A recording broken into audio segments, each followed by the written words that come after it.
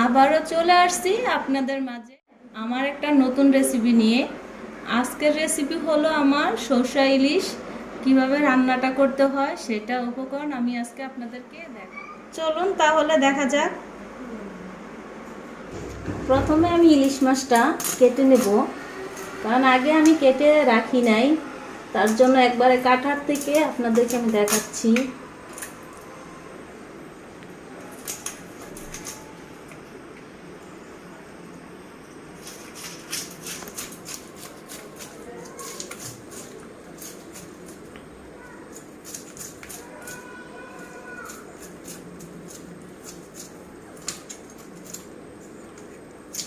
এই ইলিশটা আমার 2 কেজি ওজনের বড় ইলিশ আমি নিয়েছি রান্না করার জন্য আজকে। এখন আমি ইলিশ মাছটা এইভাবে কাটবো।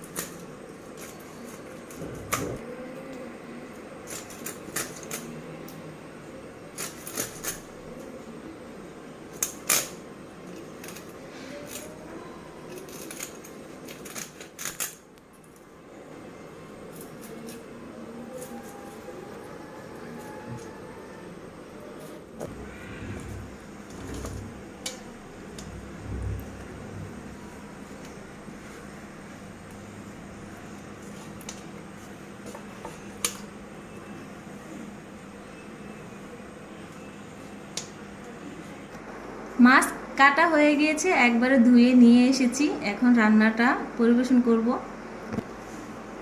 রান্না আমি এখনই শুরু করব। এখন আমি প্রথমে লবণ দিয়ে, পরিমাণ মতো লবণ দিয়ে মাছটা একটু মেখে নেব। 1 চামচের মতো আমি লবণ দিব, কারণ আমার মাছ অনেকগুলো পিস আছে।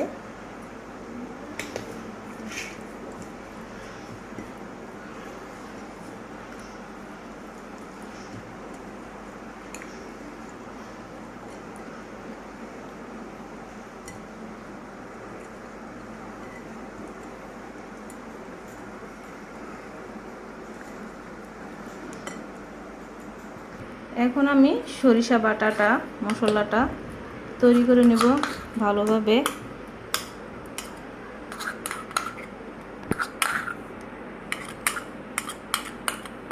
এখানে আমি সরিষা বাটা 4 চামচ নিয়েছি। এখন আমি পরিমাণ মতো একটু পানি দিয়ে ভালোভাবে সরিষাটা এভাবে গুলাতে হবে।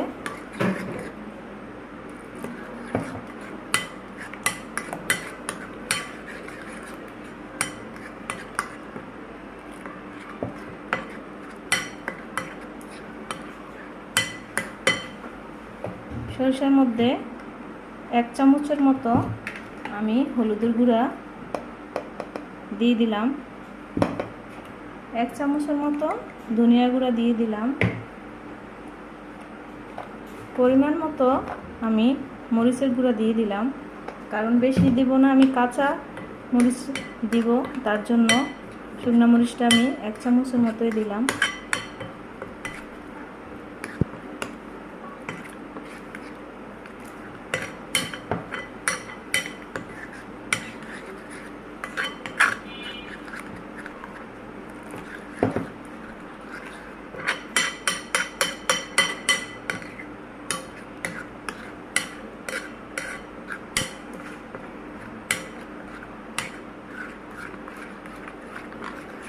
এভাবে মিক্স করে নিলাম।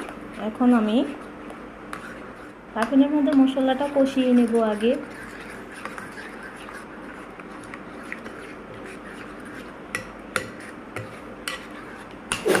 এখন আমার মিশানো হয়ে গিয়েছে। কড়াইটা আমি আগে গরম করে রেখে দিয়েছি। এখন কড়াইয়ের পাইপিনের মধ্যে আমি সরিষা তেল পরিমাণ মতো দিয়ে দিব। এই চামচটা দিয়ে আমি 5 চামচ দিয়ে 5 চামচ আমি পেঁয়াজ বাটা দিয়ে দিব।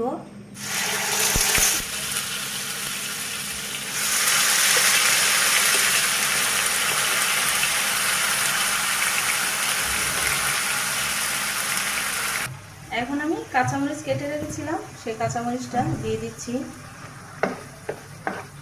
7-8টার মতো কাঁচামরিচ আমি দিয়েছি, কারণ আমি মাছের অনেকগুলো পিস নিয়েছি আজকে রান্না দেখানোর জন্য।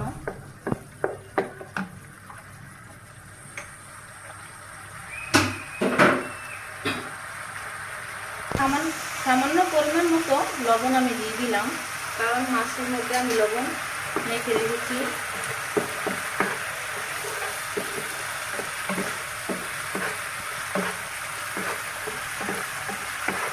পেঁয়াজটা আমি 1 মিনিটের মতো আমি কষিয়ে নেব।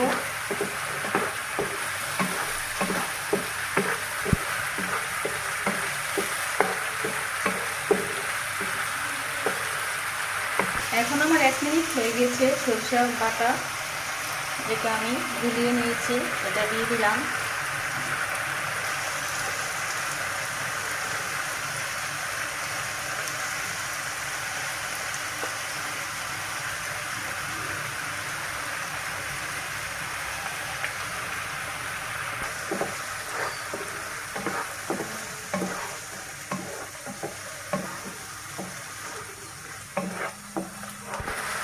এইভাবে আমি 2 মিনিটের মতো মশলাটা তেলের মধ্যে 2 মিনিটের মতো এইভাবে কষিয়ে নেব।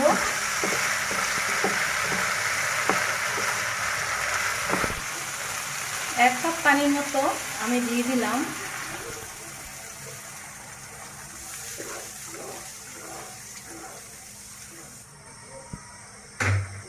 মাছটা আমি দিয়ে দিলাম।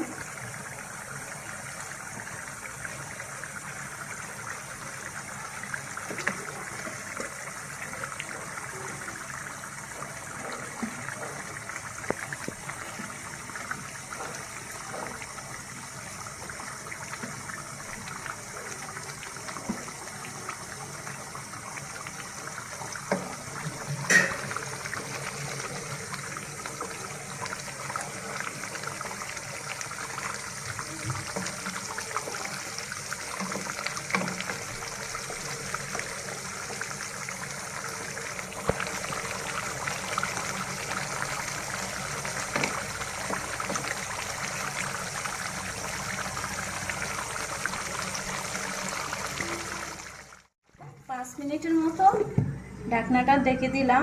কম জালে চুলাটা আমি দিয়ে দিলাম। কম জালের মধ্যে 5 মিনিটে আমি মাছটা আমার রান্না হবে।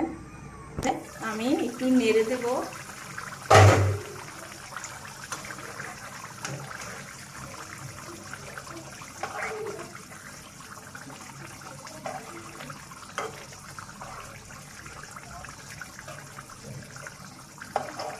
আমার যে মাছের ডিমটা ছিল সেই ডিমটাও আমি দিয়ে দিয়েছিলাম একসাথে।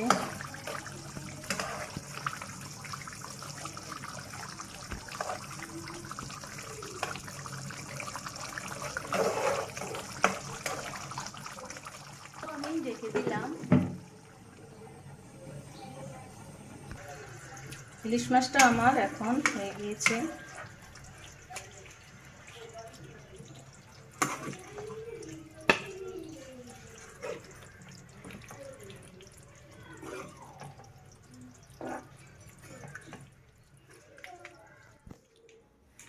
হয়ে গেল আমার ইলিশ মাছটা সরিষা দিয়ে বাটা দিয়ে। আমার রেসিপিটা যদি আজকে আপনাদের ভালো লাগে তাহলে লাইক দিয়েন, শেয়ার করেন, সাবস্ক্রাইব করে দিয়েন। ভালো থাকেন, আল্লাহ হাফেজ।